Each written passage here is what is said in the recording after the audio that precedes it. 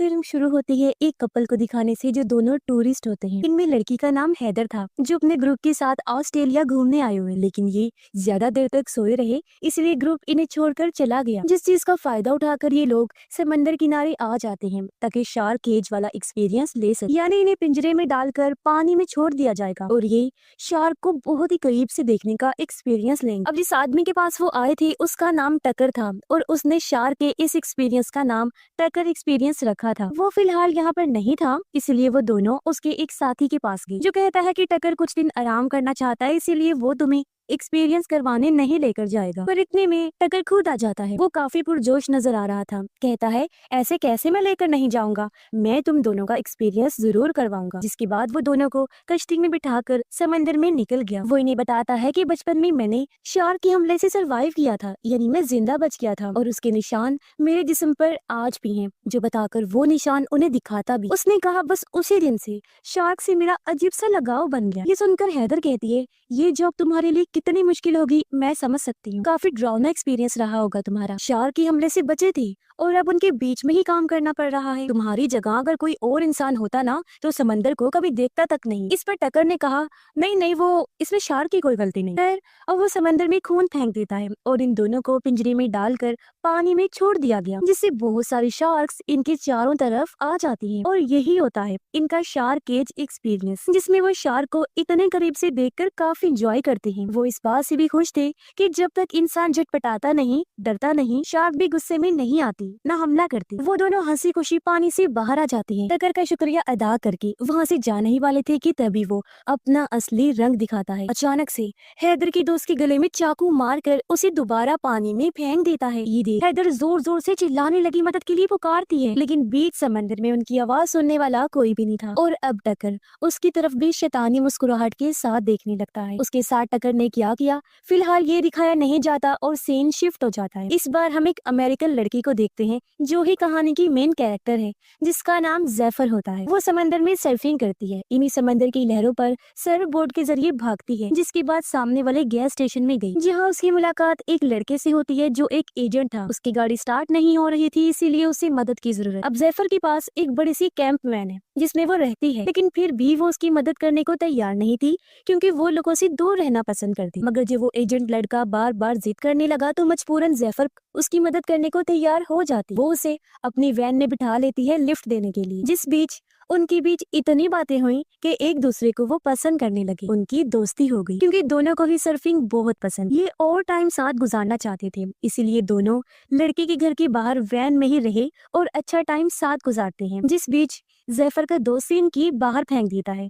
जो Surf board में fin लगाने के काम आती। अब जैफर का दोस्त इस रिश्ते को लेकर बिल्कुल सीरियस हो गया था, इसलिए वो जैफर से कहता है कि हमें एक साथ रहना चाहिए क्योंकि मुझे लगता है हम किसी वजह से मिले हैं। लेकिन जैफर की आदत अलग थी, वो हमेशा एक जगह पर रुकना नहीं चाहती। वो तो उसके दोस्त के घर के अंदर तक नहीं गई। लड़का अकेला ही खाना बनाने के लिए घर के अंदर जाता है और जब तक वो वापिस आया जैफर वैन लेकर जा चुकी थी, जिससे उस बेचारे का दिल टूट गया, जबकि वो अभी भी उसे याद कर रहा था। जैफर सीधा बीच पर जाती है सर्फिंग करने के लिए। अब उसे सर्फ बोर्ड में फिन लगानी थी, लेकिन फिन की तो उसके दोस्त ने फेंक दी थी, इसीलिए वो पास खड़े ट्रक में से फिन ढूंढने लगती है, जो ट्रक था टकर का, जो अब खुद भी पीछे से आ जाता है। अब फिन की तो उसने दी, लेकिन बातों बातों में वो उससे जरूरी बातें भी उगलवाता है, जैसे वो अकेली है या किसी के साथ है, क्योंकि इसके बाद ही वो अपनी अगली चाल चलेगा। जैसे उसने हैदर और उसके दोस्त से उगलवाया था कि उनका ग्रुप उन्हें छोड़कर चला गया, लेकिन जैफर उसकी बातों का ठीक से जवाब नहीं देती, इसीलिए वो चिढ़कर अपना ट्रक लेकर वहाँ से चला जाता है। तभी जैफर के पास उसके उसी दोस्त का मैसेज आया जो कह रहा था कि हम दोनों मिले। अब जैफर भी उसे बुलाना चाहती थी,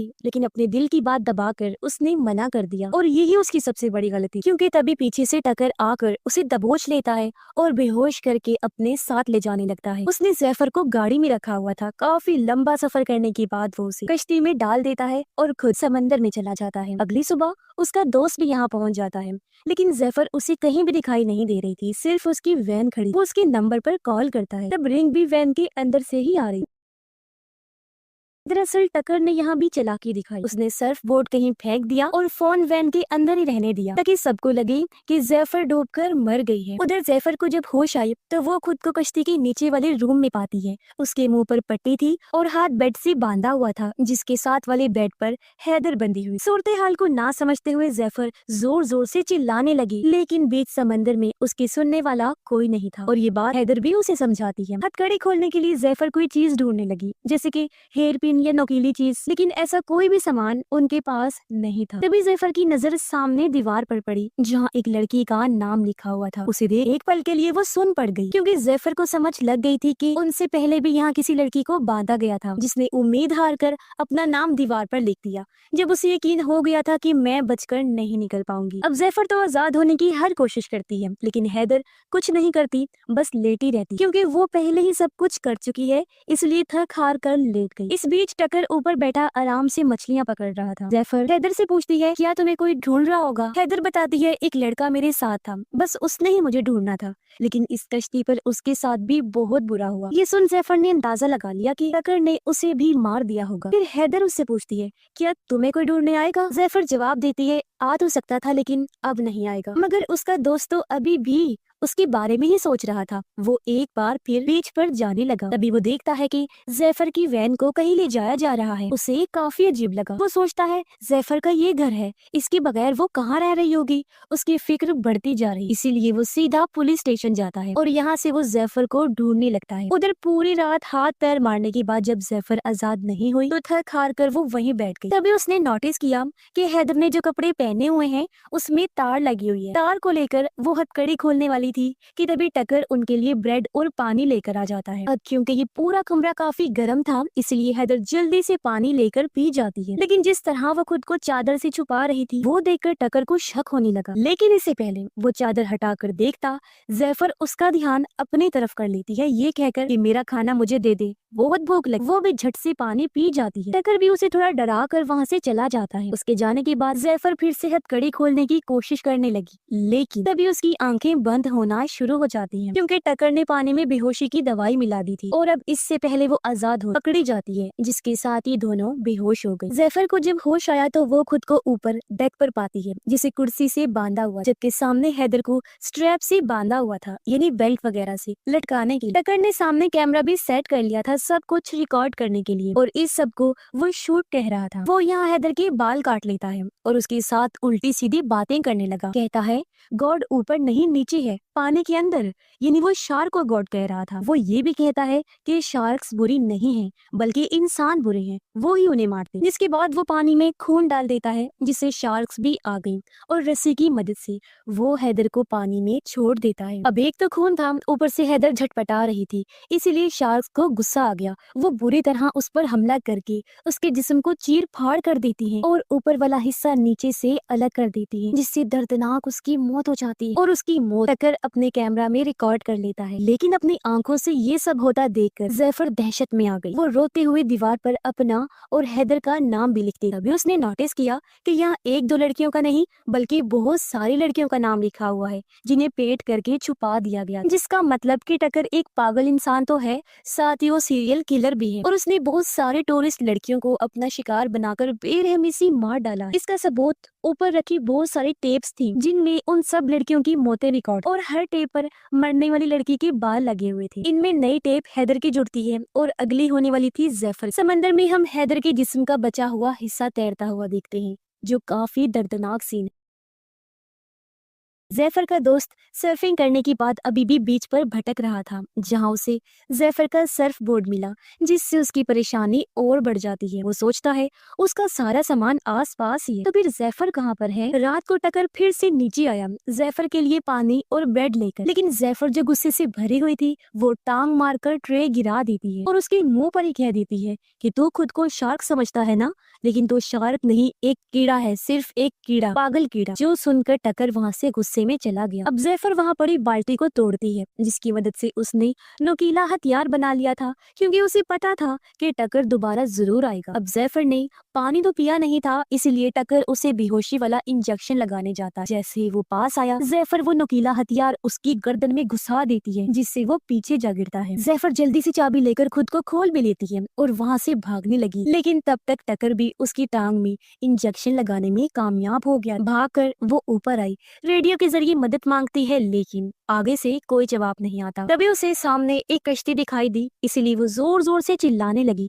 ताकि उनका ध्यान इस तरफ आए, लेकिन उस कश्ती में पार्टी चल रही थी, तो आवाज वहां पहुंचना बहुत मुश्किल था। इतनी ही देर में टकर भी ऊपर आ जाता है, जिसे देख जैफर उसका कैमरा उठा लेती है। कैमरा को लेकर वो काफी परेशान हो रहा था, इसलिए जैफर वो पानी में फेंक देती है, जिसके बाद खुद भी पानी में कूद जाती है, इस उम्मीद के साथ कि मैं सामने वाली कश्ती तक पहुंच जाऊंगी। लेकिन बीच में ही वो बेहोश हो जाती है। तब टकर उसे फिर से पकड़ लेता है और वापस लाकर एक बार फिर कश्ती में बांध देता है। अब जाहिर है उसके पास कैमरा नहीं था, तो जैफर को रिकॉर्ड कैसे करेगा, और अगर उसकी मौत ही रिकॉर्ड नहीं कर सकेगा तो जाहिर है वो उसे मारेगा भी नहीं। यही सोचकर जैफर ने सारा प्लान किया, इसलिए अब टकर वापस किनारे पर आ जाता है ताकि नया कैमरा ला सके। जैफर को कश्ती में ही बांध कर वो ट्रक लेकर निकल जाता है। इसी बीच पुलिस भी जैफर को ढूंढने में लगी होती है, लेकिन उसकी दोस्त को अभी भी चैन नहीं आ रहा था, इसीलिए वो अपनी गाड़ी में बैठकर यहाँ की पार्किंग की सीसीटीवी फुटेज देखने लगता है, जिसमें वो जैफर के ट्रक के पास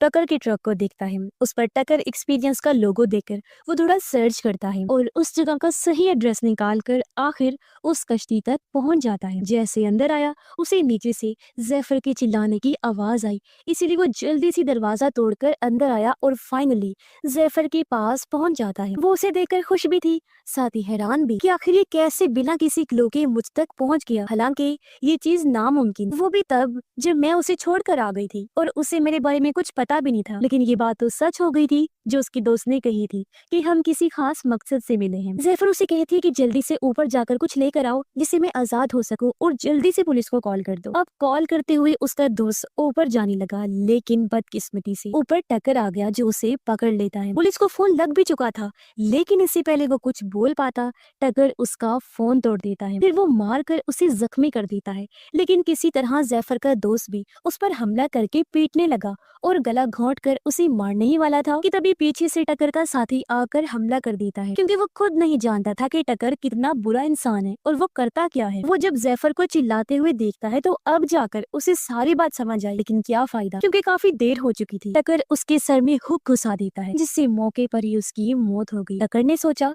कि किनारे पर रुकना ठीक नहीं होगा, इसीलिए वो कश्ती लेकर एक सुनसान आइलैंड पर जाने लगा और जैफर की दोस्त को भी उसने जैफर के साथ वाले बेड पर बांध दिया था।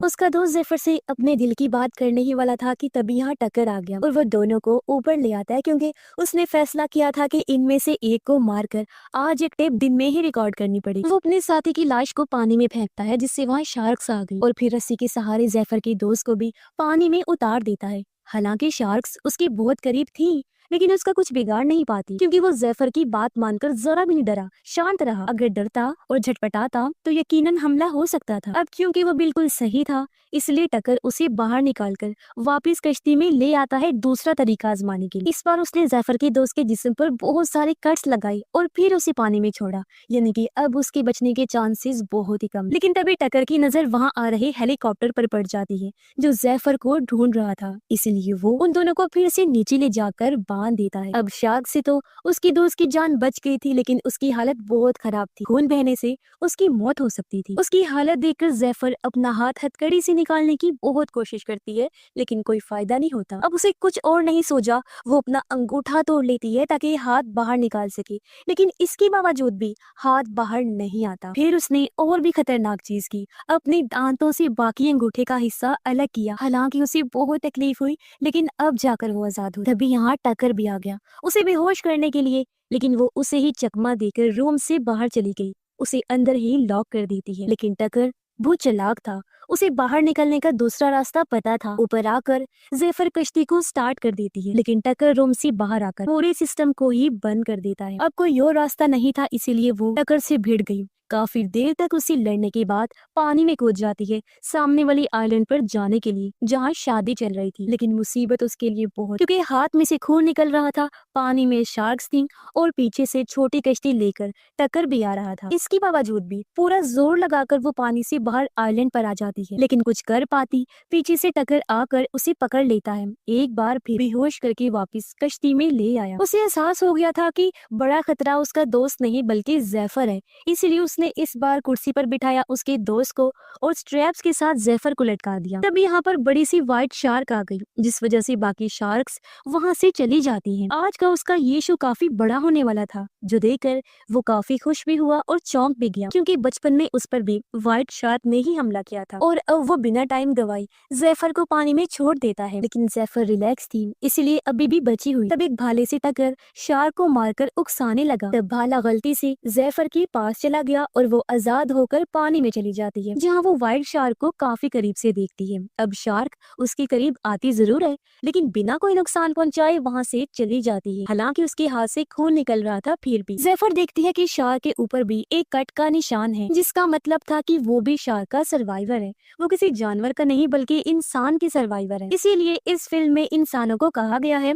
कि वो डेंजरस एनिमल्स हैं, यानी कि खतरनाक जानवर जो बेरहमी से जानवरों को मार देते हैं। ये भी नहीं देखते कि वो इंसानों को कोई नुकसान नहीं पहुंचा रहा। फिर अब ये देखकर जैफर को एक बार फिर हिम्मत मिली और वो दोबारा कश्ती के ऊपर चढ़ जाती है। वो भाले से टक्कर पर हमला कर देती है, जिससे वो पानी में गिर गया और अब शार्क उसे मुंह में दबाकर वहाँ से ले जाती है। बेरहमी से उसे खाने लगी। उसकी भयानक मौत हो जाती है और इस बार सबसे अच्छी टेप खुद टक्कर की ही बनती है, एकदम परफेक्ट शूट। लेकिन इसी बीच जैफर भी पानी में गिर जाती है, जो देखकर उसका दोस्त काफी परेशान हो गया, क्योंकि उसे लग रहा था कि वो भी मर जाएगी और मैं भी। वो काफी दुखी था, लेकिन जैसे तैसे जैफर फिर से निकलकर बाहर आ गई और अपने दोस्त को संभालती है, क्योंकि वो काफी बहादुर लड़की। जैफर फ्लेयर जलाकर वहाँ से गुजर रही कश्ती को बुलाती है, जो खुशकिस्मती से इन्हें देख लेते हैं और मदद के लिए आने लगे। और कुछ इस तरह अपनी बहादुरी की वजह से जैफर ने अपनी और अपने दोस्त की जान बचा ली। और इसी के साथ ही इस फिल्म की कहानी यहीं पर खत्म हो जाती है।